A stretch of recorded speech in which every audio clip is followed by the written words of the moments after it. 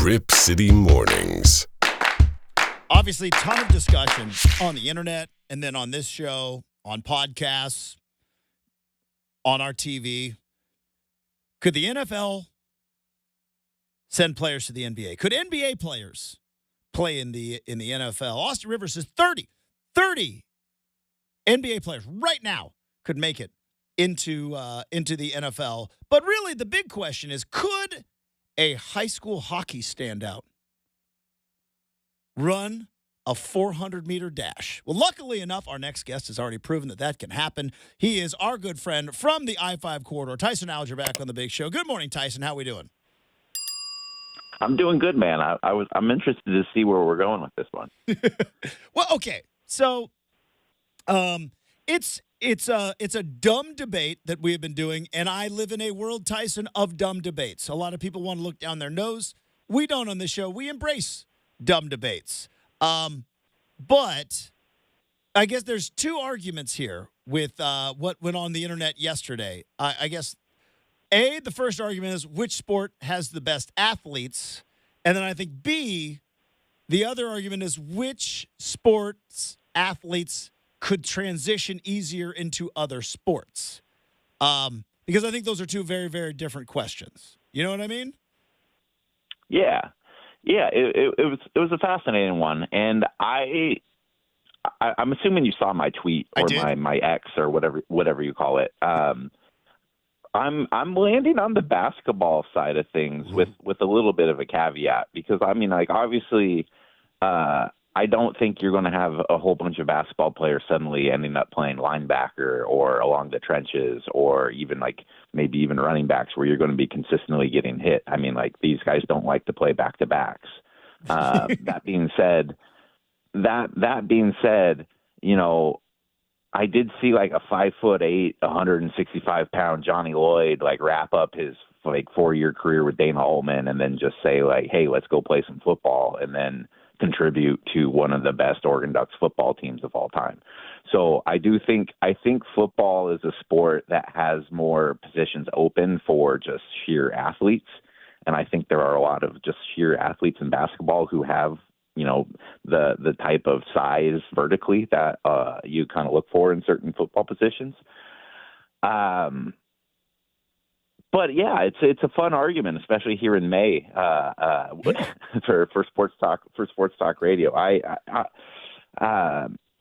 don't know. I do also remember like Dwayne Benjamin came over from the basketball side one time, and he did a couple practices at wide receiver, and I think he took a couple hits to the ribs and was like, I'm done with this thing too. So I do understand that side of things. Well, and then there was also the flip. I very much remember when Eric Armstead was being recruited, and obviously, it was a huge get for the football program when Eric Armstead, I think he was a 5-star guy out of high school, committed. And then it was like, oh, yeah, he might also be a 4-star basketball player, redshirted for Dana Altman's team. Then I think realized, yeah, I'm going to be a first-round pick in the NFL. Yeah. Maybe I don't need to risk these ACLs 35 times during the winter and the spring. So, yeah, I mean, but you did have Eric Armstead kind of on the flip side. I do just feel like there are so many more stories in football, though, where they're just like, hey, like, they just discovered me. I haven't been playing. Like, I started playing the sport last week, but because I'm 6'5" and 365 pounds, like, they think they can mold me into something. And I think there's a lot more. I think there's a lot more molding of the athletes in football, whereas like basketball, you have to be, unless you're like 7'2", like, you kind of have to be more of like a finished product as an athlete at that level. Well, I mean, and that's where I think the again, silly argument, which is fun for us because there is no right answer. There's a difference between athlete or athleticism and skill. You know, like we're going to dive into hockey here in a moment, because you take any of these athletes, you strap them on some skates. Good luck, boys. You know what I mean, right? So like, there's a difference between athlete and skill, and I do think by your definition of like, yeah, if you are a superior athlete, we could teach you how to play football. Doesn't that maybe tell you the best athletes are in football as opposed to maybe somebody who has developed a skill? Like, there's a lot of fat relief pitchers in baseball. You know what I mean? Yeah. Oh, this is too complicated for what I know. was hoping to get into this morning. Yeah. You know what? I came in too hot early. Usually we got to warm up. Don't want to pull a sports talk hammy. Usually we'll Yeah, I haven't had warm my up. Arby's yet this morning. We're going to Yeah. dive into that too in just a moment.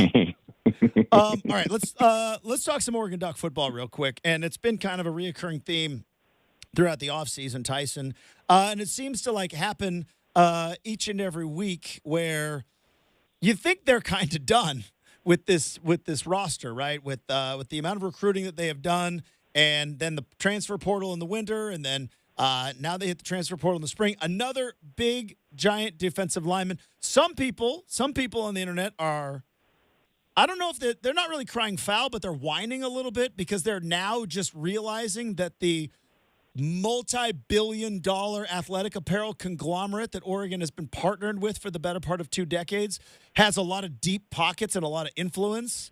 But what did these college football fans think was going to happen when they made NIL a thing? Because I knew Oregon was going to use this to their advantage and take off. Did they not think that Nike was going to be a thing when NIL came around?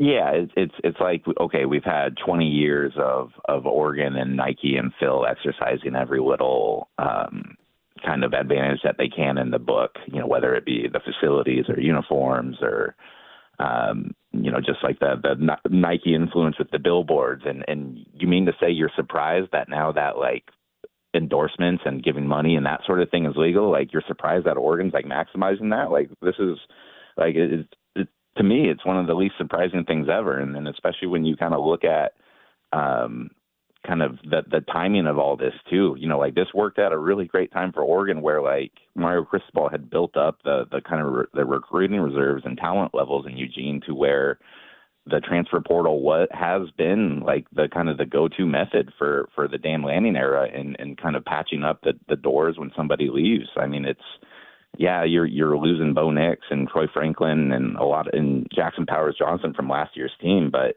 when you have, 2 or 3 levels of depth there, you can go out and pick and choose. And what's funny though, is it's not even so much battening up the depths at this point. It's, the Ducks have gone out and gotten, I think, 2 starters along the defensive line. They've gotten 2 or 3 starters in their secondary. It's pretty mind blowing just how all in they've gone in on that, because I really do feel that the era of kind of a 4-year window for a team where everything looks like it's going right and then you readjust afterwards. I don't think that's the case anymore. Yeah. I think these big level teams can really just kind of keep it open and compete for really long sustained periods of time as long as that money is still being bankrolled.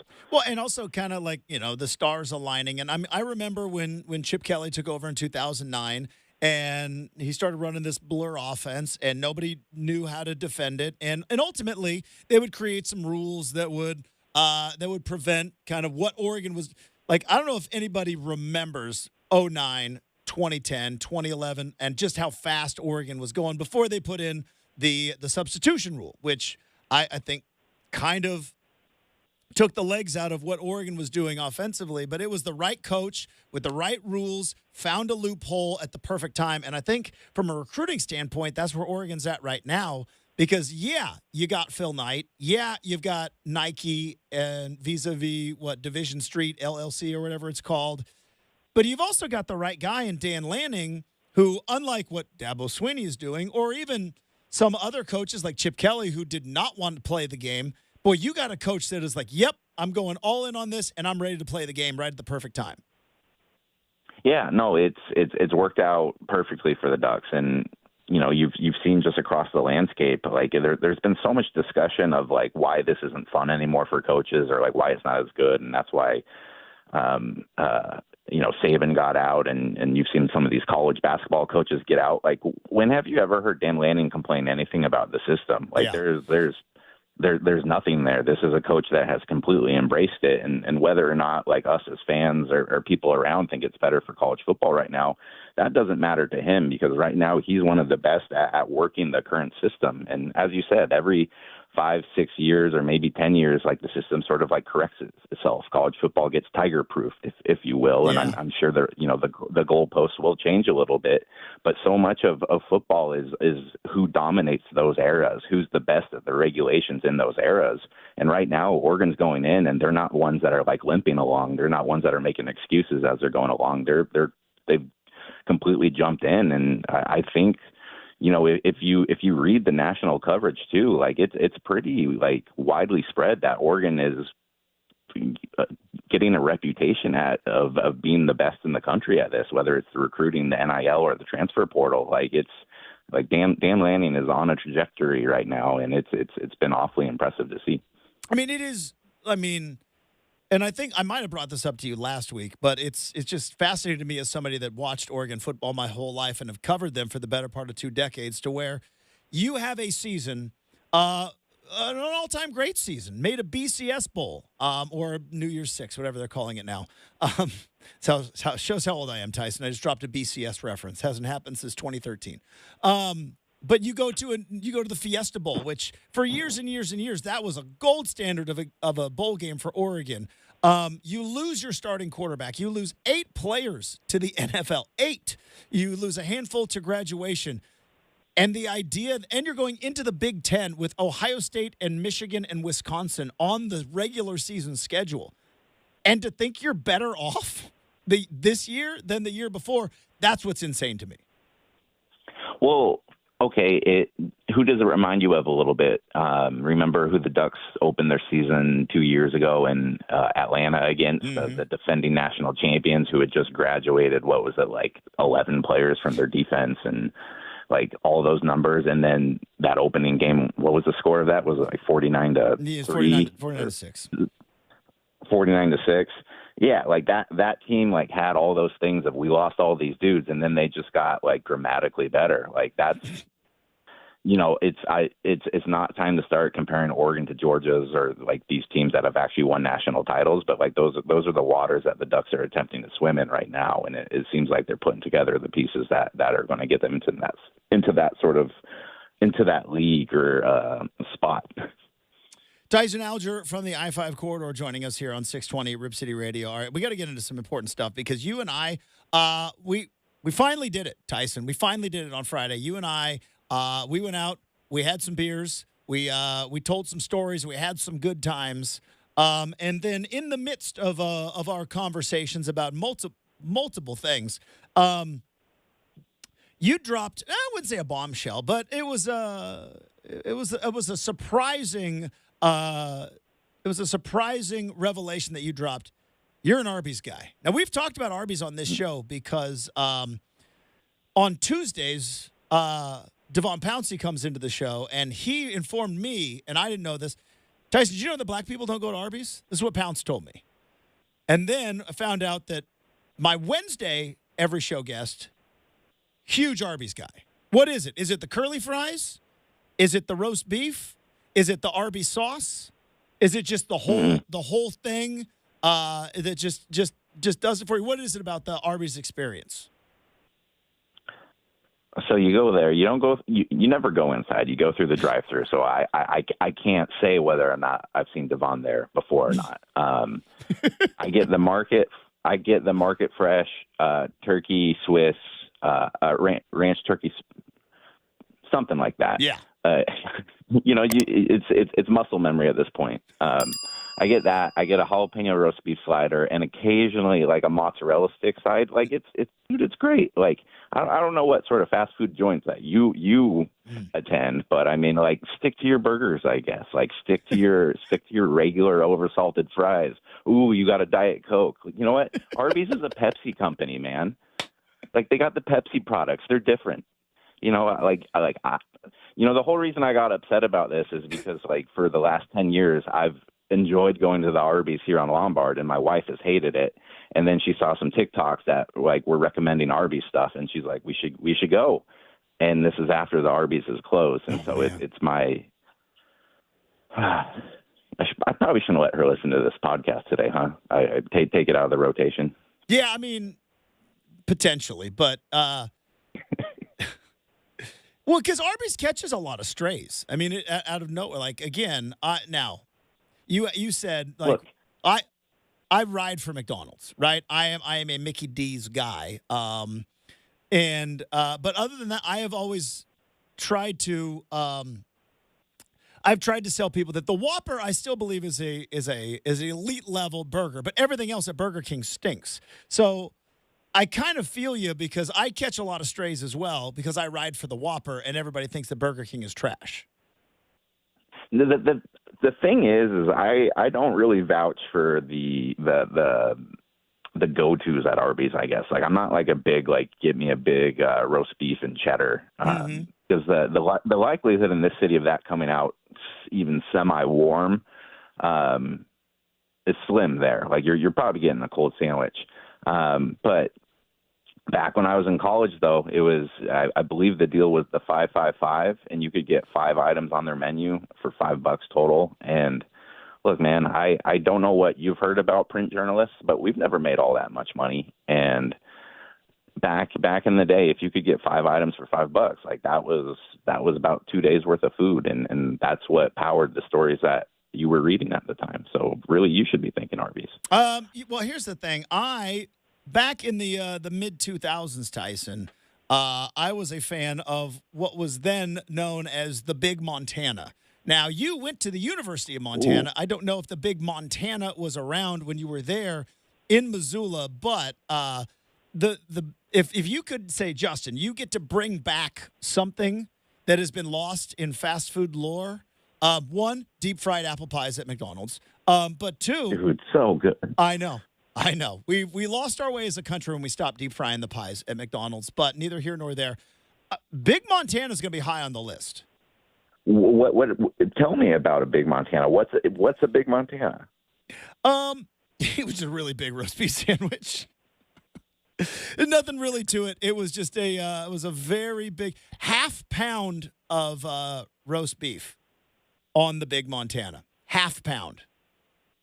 So that was just it. It was nothing special. It was just like, let's take all the roast beef that we have, throw it in between 2 buns, call it a Big Montana, and be on our way. You know, I was at my local Taco Bell recently, and I noticed that they are incorporating aardvark sauce into some of their items. So like shout out local Portland company for getting in with the big guys. You know, I know that we as a city and a state like really champion when a small mom and pop shop associates with like a large conglomerate like a Taco Bell. But didn't order it. Might be good, but was a surprise to see. All right, let's. We're running out of time. I want to get you a plug-in, and I don't want to. You don't have to. Oh, we got to. No, we got to. Because, again, people, they want to know what's coming up on the I-5 corridor other than just Justin and Tyson goofing around about fast food stuff from the mid-2000s. So what do we have, pun intended, coming down the road on the I-5 corridor? Yeah. I'm going to go down to the Veterans Memorial Coliseum here in a couple hours to sit in on Winterhawks media availability. Mm-hmm. They are into the WHL finals for the first time in more than a decade. Taking on Moose Jaw. God, like it's perfect that it's like a moose jaw, right? Yes. Like it's just so beautifully Canadian. So we'll have a little bit of coverage coming up on the corridor. I'll also be at Timbers Sounders on Sunday. And then in the weeks coming up, we are sending out our Oregon Ducks State of the Program. I used to do those at the company that shan't be named, and we're bringing it back. But it's for legal purposes, we'll just call it State of the Program. There it is. Just because I don't want to get sued. So yeah, that's coming up on the door. That's fantastic. Check out the I-5 corridor. You can follow Tyson at Tyson Alger on X or Twitter, whatever you like to call it. Hey, it was fun hanging out on Friday. Tyson, it was fun getting some adult beverages. It was also fun having introducing you to my favorite pizza in Portland, the Muddy Rudder. Shout out to Muddy Rudder on Tacoma. Real quick though, do you know what it's called when you fold a pizza in half, Tyson? Do I know what it's called when you fold the pizza in half? Mm-hmm. I don't. It's called a calzone, my friend. Just letting you know. Called a calzone. All right, inside jokes, part of this segment each and every week. Tyson, have a great rest of the week, and we'll talk to you next Wednesday. Yeah, take care, buddy.